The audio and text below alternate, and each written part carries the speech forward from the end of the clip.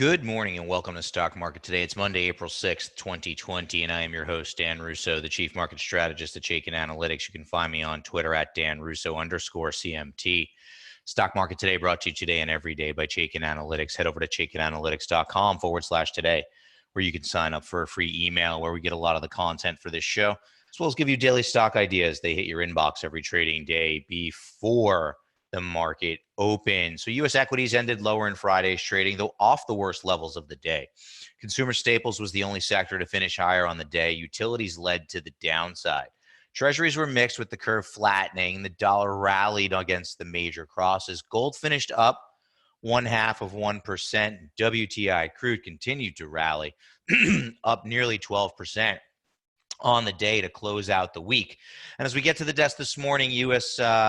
S&P futures are up about 3.7% after coming under pressure last week. Some of the statistics around COVID-19 took on a more positive tone over the weekend. Asian markets are higher overnight, with Japan and Australia leading.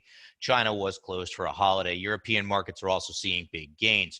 Treasuries are weaker across the curve. The dollar is stronger against the yen and the euro. Gold is up 1.3%, and WTI crude is giving back, call it 2.7% after a nearly 30% rally last week. So, in the absence of company-specific news ahead of earnings, which kick off next week, really, the ebbs and flows of the market are likely to continue to center around COVID-19 data.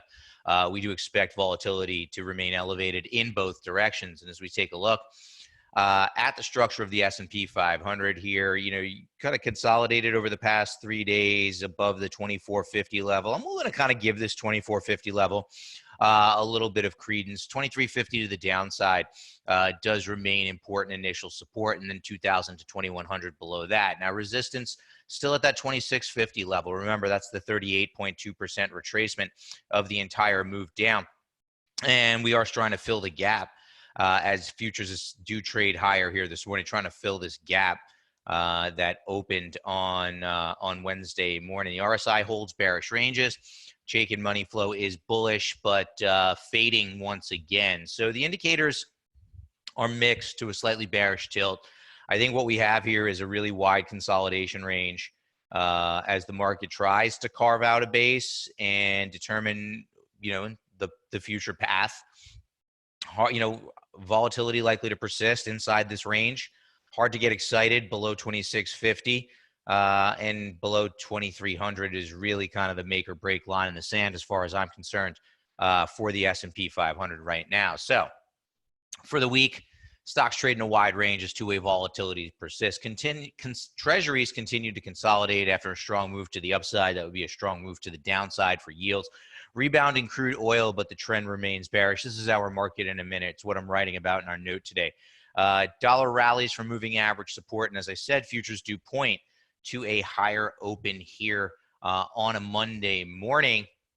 And as we take a look at the major indices from a power bar perspective, I guess you could call it a slight improvement over the past week, but still very much buried to the downside. The Dow, 0 bulls to 7 bears after losing 1.5% on Friday.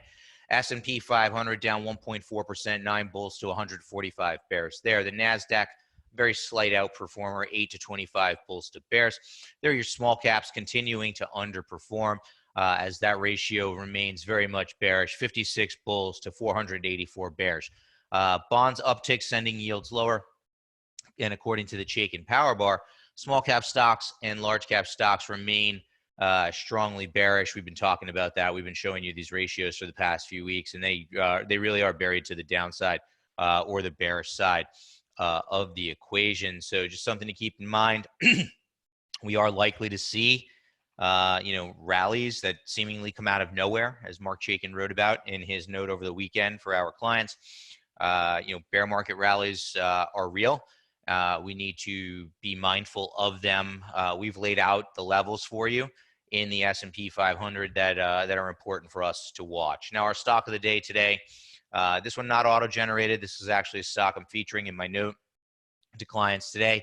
It's Trex Company. TREX is the ticker symbol there. It has a very bearish Chaikin power gauge rating due to very bearish financials as well as very bearish expert activity. Now, earnings and technicals are bullish, but when we take the 20 factors, 5 in each of these 4 categories, we kick out that very bearish rating for a stock that's in a weak trend, below the declining long-term trend line, and a weak industry group, right? Most industry groups are weak.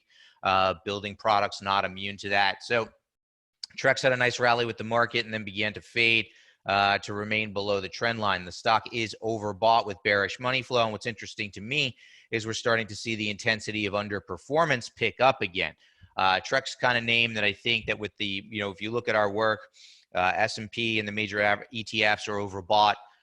You want to look for overbought stocks to potentially take money off the table if you're involved. If you do trade to the bearish side, these could potentially be compelling names if they fit your framework. I think if you get kind of rallies in Trex in the near term, they could be opportunities to open bearish to the, whether you do that via options or outright, depending on how you personally manage both sides of your investment portfolio, both the bearish side and the bullish side. The stock is certainly not bullish. I think it presents more bearish opportunities for those who are interested in taking advantage of them. You might want to add Trex to a bearish watch list here today. Taking a look at our sector tracker now, moving to the major sectors over the last 5 days. Big rally in oil helps the energy complex, pushes it to the top of the list. I do still feel that that's counter trend in nature. Staples, a defensive group, continues to hold up well, as does healthcare. Comms, tech, materials, and industrials are middle of the road. We'd love to see tech outperform if you're bullish. Discretionary real estate, financials, and utilities towards the bottom of the list. And it's kind of interesting to me that our defensive groups are now towards the bottom of the list. I'm highlighting utilities in my note today to basically say, they've really started to underperform again, even as the market was weak. So if you're kind of looking, going through a checklist, through a basing process, I think one of the items that needs to be on that checklist is the relative performance of utilities. And last week was a step in the right direction as utilities underperformed even as the market was weak. So that's something that we are going to continue to monitor closely, and we will continue to focus on a lot of the other data points that we look for as a potential base process plays out. Now, our industry in focus today is healthcare services, which has kind of been an inline to slight outperformer, leading the S&P 500 over the past 6 months by about 11 basis points. However, that power bar ratio, like most areas, is very weak, 0 bulls to 9 bears. It's currently ranked number 18 of 21 subsectors, and it's moved down 14 slots over the past week. So the names that we want to avoid in this group: Health, Equity, HQY, Hanger, HNGR, and Guardant Health, GH, very bearish, and bearish, respectively. And if we take a look at the chart here, you can see that it's hard to get overly excited about this group. And there are pockets of healthcare that we like, and we do continue to think that, on a relative basis anyway, healthcare acts okay. But you do need to drill down to the specific areas. And if we look at services, right, neutral plus rating for a weak trend, overbought with bullish money flow, but this really has caught my attention here, right? Big move back down to the downside for relative performance. So we're going to keep the relative in mind. Remember what we were saying, as we are working through or potentially working through a base building process, you want to identify the areas of the market that have held up the best, because those are your likely, I stress likely, leaders should the base building process play out and eventually resolve itself to the upside, right? Not guaranteed now, still expect a lot of two-way volatility, but we can see that healthcare services is one of the groups that is under pressure. So just something to keep in mind. Taking a look at what's trending now, yesterday's S&P 500 movers and shakers, or gainers and losers for Friday, rather. L Brands was up 11.72% as they've slowly started to open some Bed Bath & Beyond stores, trying to make the case that those stores are essential. Stock is still very bearish, rallied 11.72% on Friday. Market Access, MKTX, up 11.5%. Didn't see anything company specific there. Oil rally helps out names like Diamondback, FANG, and Devon Energy, DVN. FANG up 8 3/4, Devon up 7.5%. Yes, on Friday, and Carnival Cruise Lines rally 6.5% after completing a capital raise late last week. But the trend there is still very much, I guess we can only describe it as ugly.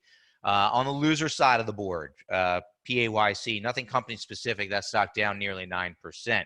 Xerox calling off their bid for Hewlett Packard last week. That news came out around midweek. Stock was down 8.5% on Friday. MGM, obviously a coronavirus play to the downside. Down 8%.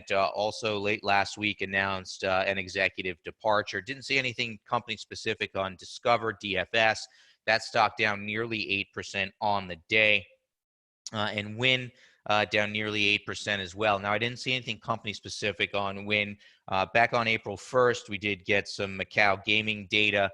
Maybe investors are parsing through that, but Win obviously still very much part of that travel, lodging, and leisure group that has been under pressure, but also has been very volatile in both directions. So taking a look now at what we're talking about, we talked about the equity market with the S&P 500. Now we're looking at yields. As the 10-year yield is still consolidating. I mean, this is a wide consolidation, but it is a consolidation after a strong move to the downside that produced a deeply oversold condition for the RSI. We did get an interim rally that established the lower bound of a resistance zone.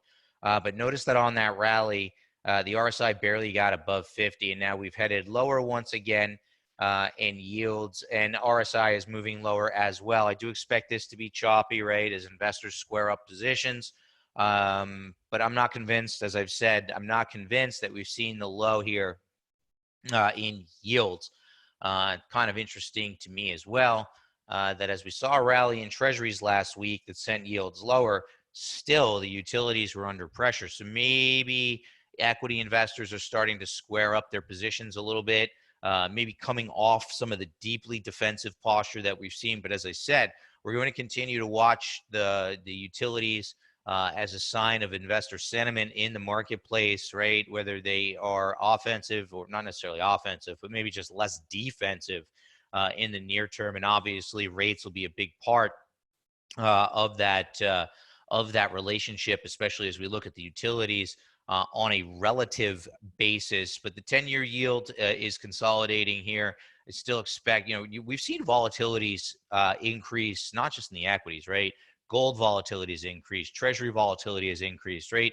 We're seeing a lot of volatility across the board. I do expect that to remain the case this week as investors continue to square up their data. But take a look at Treasuries here. I'm still not convinced that we've seen the lows, but I do expect it to be choppy. Now, we did see a rebound in crude oil last week, right? Some rumors of a potential production cut centering around Russia, Saudi Arabia, and the U.S. Over the weekend, however, it looked like that meeting was going to be pushed out to later this week. So despite the rally in crude last week, a couple of things that I'll say here. Number one, it's still very much in a downtrend below the declining 50 and 200-day moving averages, as well as being well below key resistance levels from this gap that opened up a few weeks ago. RSI remains solidly in bearish ranges. Notice how we easily become oversold, and on rallies, really don't get back above the 50 level. Chaikin money flow for crude, very much bearish. So the fact that it looks like the meeting is being pushed out to later this week actually has crude oil futures under pressure here this morning. We touched on that a little bit earlier. So we have seen a rebound in crude. We saw a rebound, right? Remember, the energy stocks are at the top of that list over the last 5 days. But I do think for now, the bulls are guilty until proven innocent. The trend still remains very much to the downside as far as I am concerned, as it relates to crude oil and also as it relates to the energy complex. And kind of within that, we're seeing a rebound in the dollar. Taking a look at the Invesco DB US Dollar Index Fund, right? Big rally into the teeth of the sell-off in equities. And then we saw a pullback to the 50-day moving average in the support zone, and we've now started to rally once again. Now, notice that on the pullback, RSI doesn't get below 50. That's a sign that there's still some upside momentum to this move. And to the extent that the dollar continues to move higher, I think it's hard to get excited about commodities, right? Notice that as the dollar has rallied here, commodities sell off. Now, they both rallied a little bit last week. That's largely a function of crude being a big weight in the commodity complex, but now crude is back under pressure. The dollar is rallying, and if the dollar were to continue to rally, I have to think you'd start to see commodities come under pressure once again. So that's going to wrap us up for today. Head over to chaikinanalytics.com/test drive to sign up for that free 14-day trial, and I will be back here with you tomorrow morning. Have a great Monday.